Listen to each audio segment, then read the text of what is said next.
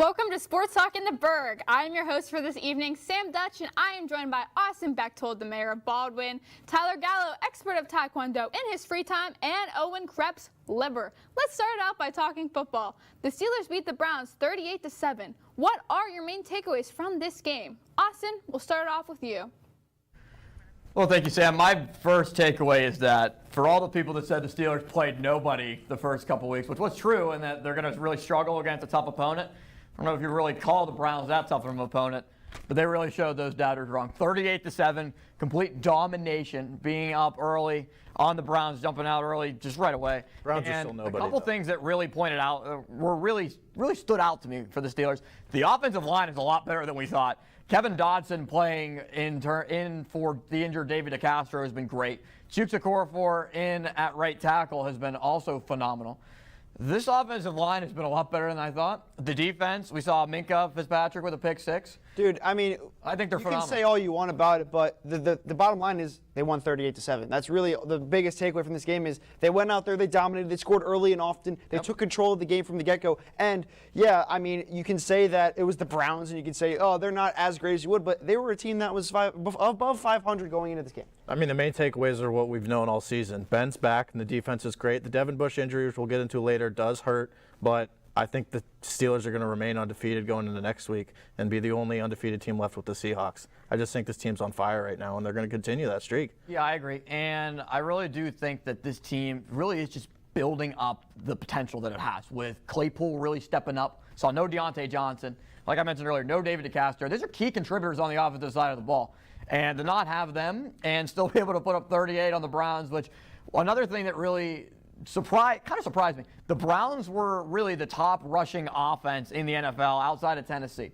And losing Nick Chubb didn't really help that, though. Yeah, you do miss Nick Chubb, but Kareem Hunt has also been phenomenal for the Cleveland Browns right now. And for the Steelers to really neutralize the run and be able to beat up on Baker Mayfield, Cam Hayward really got to the quarterback, as well as Watt and Dupree, and it's going to lead into Tennessee week coming up. Need the pressure. So you started to bring up the Devin Bush injury. How do you think the defense will adapt, and how concerning do you think it is? Krebs, will start off with you. Well, obviously it's a tragic loss, the fact that Bush is out not only for a little bit of time, he's out for the rest of the season. There is a little bit of positive to that you know he's going to be out the rest of the season, so maybe you go out and you trade for a guy, maybe Avery Williamson, who I've heard his name floating around. It's obviously a bad thing that he's hurt for the rest of the year, but at least you can know you should be able to replace him. But I don't think this injury is going to, deflate the entire season.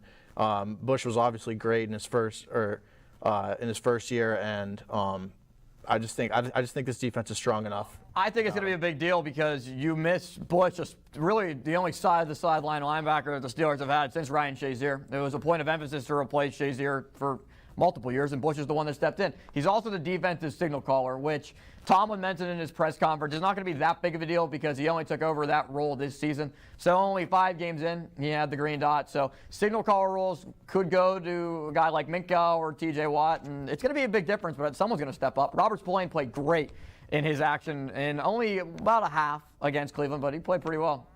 Yeah, he stepped in big time, and that's what they need. Yeah, that's what you're going to get in Spillane. If he's not good, they'll trade for somebody.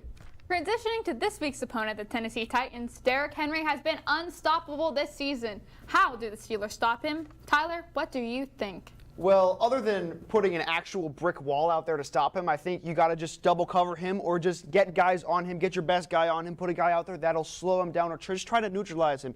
Make Ryan Tannehill throw the ball. Make Ryan Tannehill open the field up.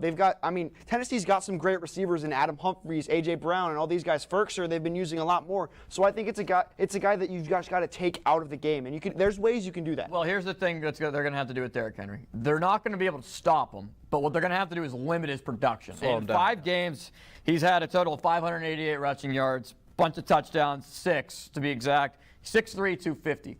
And not having Devin Bush inside linebacker position is going to be a little tough. Robert's playing a little bit undersized for a middle linebacker. And I think that I honestly think the Steelers are going to limit Derrick Henry to under 100 yards. I think about 85 is going to be the total. I also just think that the Steelers are going to go right into Tennessee. That's a bit. Well, Henry was he's the individual rushing leader of the NFL. Yeah. The Browns were the #1 team in rushing yards. The Steelers are the #1 rushing defense. Exactly. Yes, but it's Derrick Henry we're talking about. You guys faced off, or excuse me, the Steelers faced off against, Kareem Hunt, a tough running back. But this is Derrick Henry. This is a guy that is just absolutely a tank running through people. I don't think they're gonna limit him to below 100 yards. No team's been able to do that this entire. Do you remember the Josh Norman stiff arm? He threw him to the turf. Josh Norman is a good corner. So I mean, just look at the way he runs. Yes, you can. There is ways to neutralize him. You got to get more pressure on Ryan Tannehill to throw the ball, though. Not expecting Joe Hayden and Steven Nelson to be making all the tackles on Derrick Henry, but I think you completely discredited Cleveland's running game. I know coming into the Steelers game, they were a top-notch running team in the whole entire National Football League. I think Derrick Henry will. I really don't think he's going to do that much just because of this strong Steelers defense. I look at the front seven, even without Devin Bush, and just think that they're too strong, and they're on fire right now. They're really playing as a really good, cohesive group. From NFL to college, Big Ten football returns this week. Will this make college football feel normal? Owen, what are your thoughts? Well, nothing's going to feel normal with not as many fans in the stands. It's going to be definitely hard without the fans in the stands. Well, yeah, and if you look at it, college football, like you said, is not the same without the fans in the stand. It's not the same with people packing the big house every time for Michigan or Penn State, how crazy their fans are with the big stadiums they've got. Williams-Brice for South Carolina, all these stadiums you can think of that are just going to suffer from not having fans in the stands. And I just think that it's going to be very, very tough. It just feels sort of like a tease because not all divisions are back in play. The big ones, you're obviously going to see these guys, but even the smaller teams that you love to watch play, the guys that could maybe come out and shock the big teams, it's just tough to see without fans. Yeah, you even argue that Pac-12. You don't see the Oregons or the USCs or even the UCLAs who's been down the last couple of years. I think it kind of brings some normalcy back, at least to this region, because whenever you bring back Penn State, Ohio State, Michigan State, you're going to get a little bit of that college football feeling action. Now, you are in the middle of October trying to bring the Big Ten back, which it's odd. It's really weird. But I think it does bring back a little bit of normalcy because seeing the Power 5 rankings and the AP rankings and seeing Ohio State 0-0, Penn State 0-0, they're in the rankings, but they haven't played a game. It's going to look better for the ranking's sake and just being able to break down who are the best teams in college football. So from that perspective, being able to see the top-notch talent in terms of Ohio State, like Justin Fields, and just the great defensive talent that they bring out of it, that's the team that I have to highlight for the Big Ten. But it's going to be good to see them back in a little bit of normalcy. Now to something new. After the Braves collapsed in the National League Championship Series, what city do you think has the worst luck in sports? I think it's really, really easy to pick one city, and that is the city of Buffalo, New York. I mean, this city has had no championships in their history, a city that lost 4 straight Super Bowls with a great quarterback in Jim Kelly and a great team behind him. I think you've got to go with Buffalo. The Sabres have been in the Stanley Cup final like maybe a few times in their history, and the last time they were contending for it, they had a tough run in their defense, a bunch of injuries, and couldn't beat the Carolina Hurricanes to head on to the Stanley Cup final. Yeah. But I think it's got to be Buffalo. It's a Buffalo. city that literally just has nothing. I mean, I can't say I'm mad seeing the Braves lose, being a Mets fan, but like, look at this. I mean, Atlanta, they can get to the dance, but they can't finish it. Buffalo can't even get to the dance. Yeah, you saw, as you mentioned, that Buffalo team not being able to win any of the 4 Super Bowls. We saw it 2 weeks ago. John Hannah said the 1990 Buffalo Bills team could beat anybody, but, whatever. One option that I got to go with, you mentioned Gallo, the Atlanta just sports city in general. I got to go with Cleveland. Cleveland, they haven't won a championship in pro football since '64. They have a 72-year drought for the Cleveland Indians. They did not win in the 90s. They had 2 opportunities. They lost in the crushing 97 series of the Florida Marlins, 95 to Atlanta Braves, and losing in 2016 to the Chicago Cubs. Now, LeBron did bring them a championship for the Cavaliers. But other than that, I really think Cleveland has just been – they don't have that much of a future. No, it's Buffalo. Buffalo, they have a championship there. They have championships in Cleveland. Buffalo doesn't. Buffalo has terrible weather, but great fans. The fans are being mistreated by their terrible ownership with the Pagulas, and all you got to do is say the word Pagula around Maluso or John Hannah to scare them. It's Buffalo. Buffalo, I feel bad for them. Or Cleveland. Swimming on over to Miami, let's talk Dolphins. What are your thoughts on head coach Brian Flores benching quarterback Ryan Fitzpatrick for Tua Tagovailoa? Well, It's Tua time, ladies and gentlemen, It is in Tua Miami. time. And I think there's not a better player, or not a better quarterback you can learn from. He's a guy that's been around the game for so long and has been to many different locations who can succeed. He's been, I mean, Ryan Fitzpatrick, he carried the chariot across the sky pretty much for this Miami team for the first couple weeks, and this division's up for grabs. Why not bring You're not Tua in gonna right win now? this division. Well, You don't really think that. I'm not on the Dolphins, so I wouldn't be winning the division. But No, you look, would not. But the Miami Dolphins are not winning the division. If Miami- that's what you're really asking. Hey, but not. they're one game out of first right now. Congrats. Do you think they're going to beat Buffalo in Buffalo's snowy weather Who knows conditions? what could happen? It's 2020, dude. Not. Take a look at it. Tua, I mean, he's made it all the way back from his injury. I'm really just happy to see how he's done, and the picture of him on the 15-yard line is just very, very emotional. I really think that the Buffalo Bills are going to just win that division. I don't think there's any question This in my isn't mind about the that. Bills. This is about Tua Tagovailoa. Right, it getting is the about starting Tua job. Tagovailoa, and I don't think that Tua Tagovailoa is going to be able to get them to be able to win the division. I think their best chance is Ryan Fitzpatrick. I think Tua is still a little raw in terms of the quality of play that he could bring to the quarterback room and even just for the offense in general. You know, young weapons that Fitzpatrick really has been able to get a little bit of a rapport with in terms of Preston Williams and Mike Gesicki. Gaskin's a good running back, too. Fitzpatrick has just done a good job of being able to bring the offense together, and he said he was heartbroken by the benching, and I don't blame him. He should still be starting. Now it is time for the long-awaited three-point contest between Austin and Sports Talk's own producer Nick Hederick. Let's first look at the pre-contest interviews. Nick challenged me off the air, so I had to bring it to the air so everybody knows. So we got to put this three-point shooting competition together. Coming off my Kmart Cup MVP award. I have a little bit still to prove that I still got the game from last semester. We haven't played since like March officially, other than like the summer league. So it's going to be good to go out here with my mentor, Commissioner Nick, and see how we play. It's going to be a good time. What are you most excited for this afternoon? I am most excited just to get out here, see we're in the elements, because the inside of the NAC, the North Athletic Complex, we're not able to get in because something is going on in the gym. Something is happening in the gym.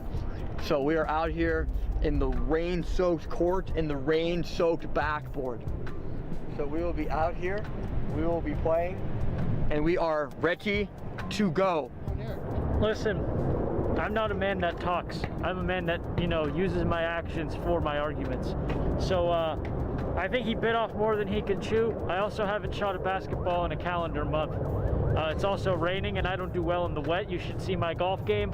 But we're going to find out today. We're going to see if he can eat his words. And maybe he'll tuck his tail between his legs and go back to Baldwin where he came from. We'll have to find out though. And we will find out after the break. Also after the break, we'll talk predictions and go around the horn talking World Series, more football, and former RMU men's basketball player Yanis Mendy. Stay with us. We'll be back in 2 minutes.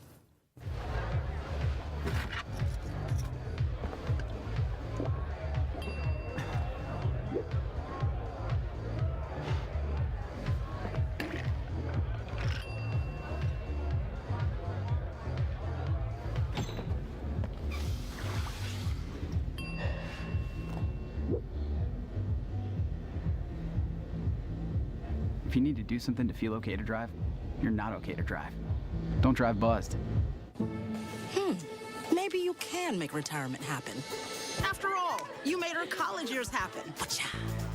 Opening that education savings account when she was little. Spearheading a campus tour. And another, and another, and another, and another. Bam! Deciphering financial aid.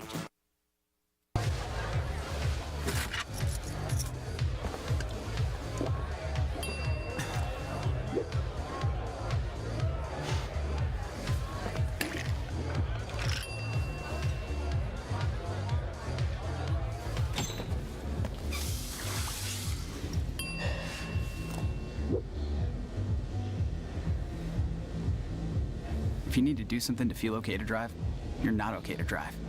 Don't drive buzzed.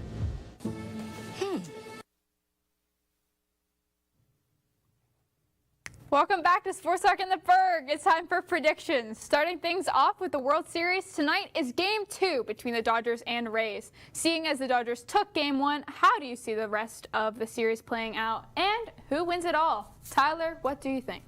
Well, last night there was a lot of California loving in LA. That's because the Dodgers won, and they took it by storm. They crushed the ball off of Tyler Glasnow. Granted, Glasnow didn't have that bad of a game at all. Glasnow was taken out a little bit too early. He's taken out a little bit too early. And he pitched really well, and Kershaw almost on the top of the postseason leaderboard in strikeouts all time. I think the Dodgers are going to take this one in 6 games. They've just got too lethal of a lineup here. The Rays I are don't going really to want win. to call them that, but it looks like the LA might become the city of champions with the Lakers and now the Dodgers being able to go in here now up 1-0. I don't know what I'm saying. But the Dodgers with Mookie Betts, that was the trade that really made the difference for the Dodgers. The Rays are going to win for the sole reason that the Lightning won the Cup and Brady went to the Buccaneers. It just happens too often in the sports where one city gets blessed. Think of Boston. Think of Pittsburgh in 2008 and 2009. It happens more often than you think. That's the sole reason where I'm basing my prediction off of. Make that face all you want there, Bechtold. Oh, really? Now back to the Steelers. What do you think their final record will be? Austin, let's start it off. All right. I think the Steelers are going to be pretty good for the rest of the season, now 5-0. I think that my prediction is going to be 13-3. That's what I got. I got wins against Tennessee coming up this week, the Cowboys, home against the Bengals, at Jacksonville, home against the Ravens, the Washington football team, the Indianapolis Colts, and at the Browns. Now, I think that the Steelers drop 3 games, as I mentioned, in my record prediction. I think they lose at the Ravens the week following Tennessee. I think they lose at Buffalo on Sunday Night Football. And then at the Bengals the following week on Monday Night Football. I think that's a game that you could throw in there. All right, we don't need to go through the whole schedule here. I think the Ravens are going to come in second. I think Steelers are going to win the division. I got 12-4. I mean, it's kind of just up in the air type thing. You could say it's going to be a winning record. Obviously, we know that they're already 5-0 so far. Tennessee is going to be a big one. They're undefeated. And then I think the Ravens game is definitely going to be a huge one, or it will be a huge one. Whoever wins that game is probably going to win the division. A lot of these games that you said are interchangeable. You know, you could lose one to the Steelers could lose one to the Ravens and then maybe win one to the Ravens. It's just really can go either way. I think 12-4, but they will obviously finish up in the top echelon of this division, no matter what. I think there's no doubt about that. Next prediction. Who will win the AFC North? The AFC North is going to go to the Pittsburgh Steelers. When you're 5-0 and you're playing as phenomenal as you are right now, and you have a defense that's just balling out with a quarterback that comes back proven and ready to play, with a wide receiver core like this that people are even speculating you could trade Juju because it's such a deep wide receiver room. I think the clear-cut answer is the Steelers. I think Baltimore comes in second right behind as the #1 wild card. I think the Steelers find a way to take the Thanksgiving game at home against Baltimore. I think that's just kind of a given. That'll be the biggest game of the season up to this point, obviously, against the Ravens. And I think if the Steelers win that, they'll win the division. Even if they don't, I still lean for them to win the division. I took the Ravens, and just solely because you forgot Lamar Jackson won the MVP last year. Oh, that's great. But take a look at this. Good for him. The Ravens are still a good team. Everyone's forgetting about that. They've got a great receiver core. They've got Marquise Brown. They've got Boykin. They've got Mark Andrews. All these guys that can take control of the game. Take a look at this. Analysts are talking about going to get. Hey, let me play devil's advocate here. If you have a 1-game playoff, everything on the line. Yeah. You take the Steelers. Do you take the Ravens? I take the Ravens. You take Lamar Jackson, who's never won a playoff game. Do you take that? He's played for 3 years in the league. Ben Roethlisberger's been in the league when since you're the before you were born. When you're a top seed and you're projected to go all the way to the Super Bowl and you don't even win a playoff game? All right, give me a break. All right, now who is the best team in the NFL right now? So I'm going to go with the Tennessee Titans, and solely because of just how well they've played, even with the adversity they faced this season. Despite it, I mean, yeah, it was self-inflicted adversity, but this is a very, very good team, a team that gets no respect around the league, and it's time to just fall in love with the city of Nashville, fall in love with the Tennessee Titans. Why would you take a look at that. The Titans, Derrick Henry, like we said, one of the best, if not the best running backs in the league. They've got a solid wide receiver core, like I said, with a bunch of other teams. But Ryan Tannehill is a guy that's been underrated. Obviously, he wasn't able to excel in Miami under Adam Gase, but now he's with Mike I'm tired of the ifs, ands, or buts. The Steelers are 5-0. Oh, they didn't beat a good team. They're the best team in football right now, and they're going to beat the Titans too, and they are the best team in football. As much as I'm banging the drum for the Steelers to win the division, the best team in the NFL right now is still the Kansas City Chiefs. When you have Clyde Edwards-Helaire stepping up the way that he has as a first-round pick, and then you add Le'Veon Bell with a defense that's been playing better, and you have the MVP Patrick Mahomes, right now the Chiefs are still the best, and there's no convincing me otherwise. The moment we have been waiting for, back to the three-point contest. Let's see how it went. So how are we going to do this? We're going to take one from this corner, I'm from the wing here, from right at the hoop, opposite wing, opposite corner. Work our way back, so that's 5 shots each way. 10 shots per round, we're gonna do that twice, so there's 20 shots total. But after 10, we're gonna stop and let the other guy go. First shot.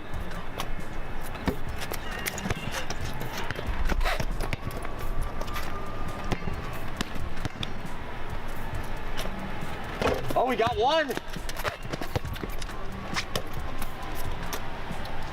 2.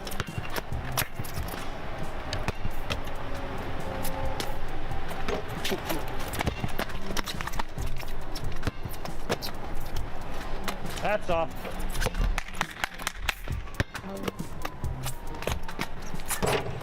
Still with 2. Still with 2.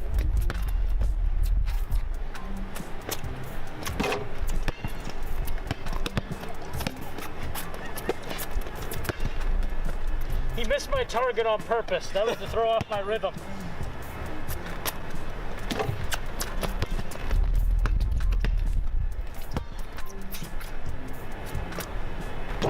Tired.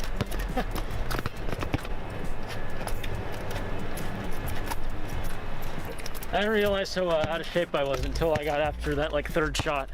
First shot.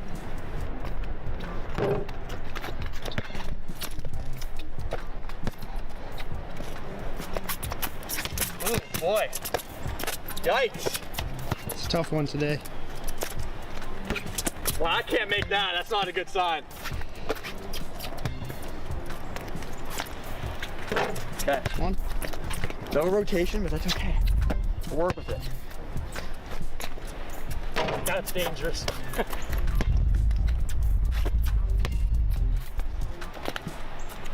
Oh.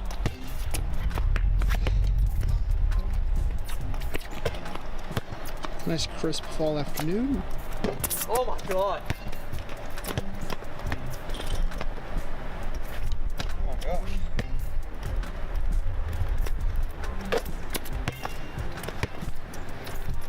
For the win. Can he get it? 3. Good. 3-2 lead. Here. Good God, that corner. No, that's not far. There we go. That's a 4. From the wing. Come on.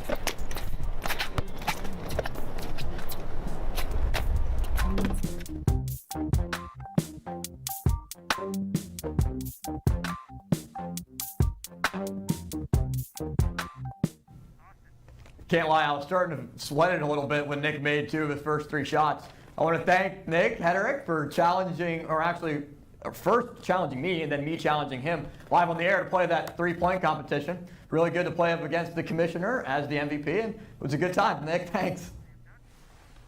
How would these two do against Yanis Mendy? Former RMU men's basketball player Yanis Mendy just signed in France. What player on the team now could go pro next? Considering that Yanis Mendy was kind of a forward, I think we'd do okay, but he'd still probably beat us.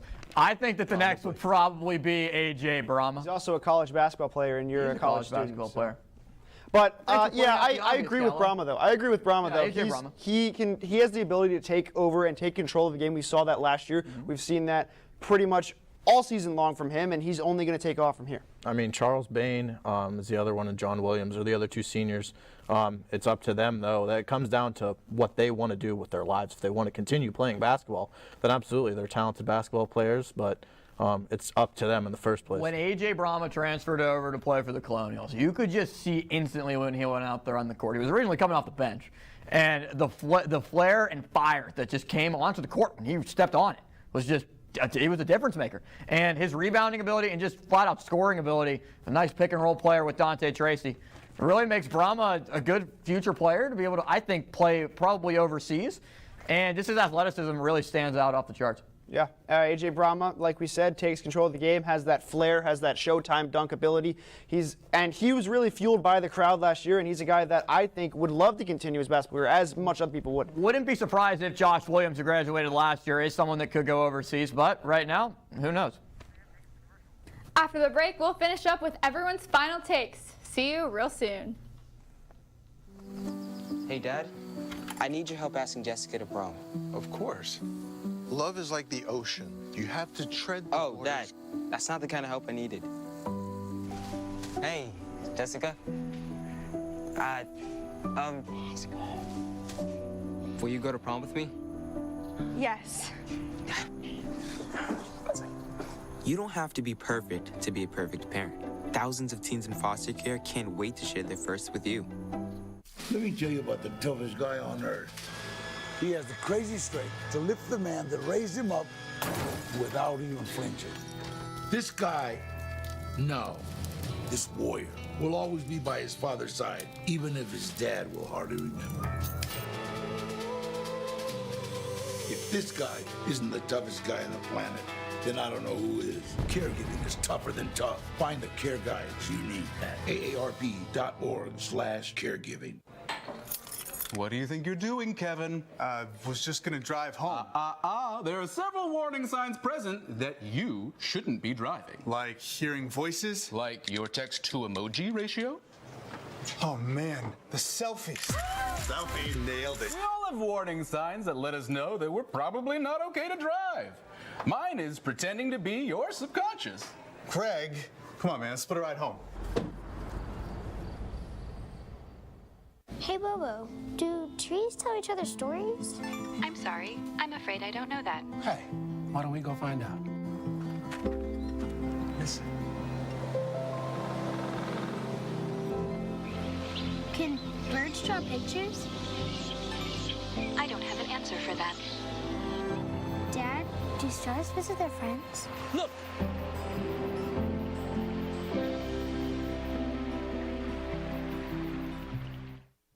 Welcome back. It's time for Final Takes tonight. Owen will be starting us off.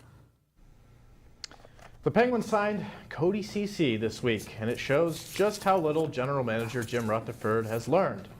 He's not learned his lesson on signing terrible defensemen. Eric Gabranson, Jack Johnson, and now Cody Ceci have all been on the Penguins within the past calendar year. If the Penguins want to win like they did in 16 and 17, they need to ditch Rutherford, in my opinion.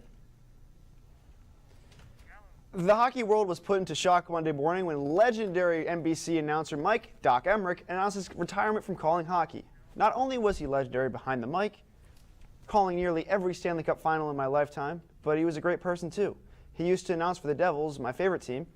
When I was 12 at a Devils game, I was walking on the concourse and I happened upon Doc Emmerich. On his busy schedule, he was walking and all of a sudden he sees I actually had a cast from a broken finger, and he stopped, looked at me, asked what happened. I said, oh, I was starstruck, and he said, oh, well, that's a tough hockey injury that will put you out for two months, and he signed the cast. And that, you know, just as a kid, that was just something that I cannot put into words just how incredible it was. And he signed it as he quote, where he said, where a broadcaster would hold a microphone. And that was just the coolest thing ever to me. As an aspiring sports broadcaster, I was in a bliss. And if that doesn't show you how great of a person Doc Emmerich was and how humble and generous he was with his time, I really don't know what will. The most anticipated matchup of the season so far for the Cleveland Browns came on Sunday when traveling to face arch rival Pittsburgh in a battle between two of the AFC's top teams.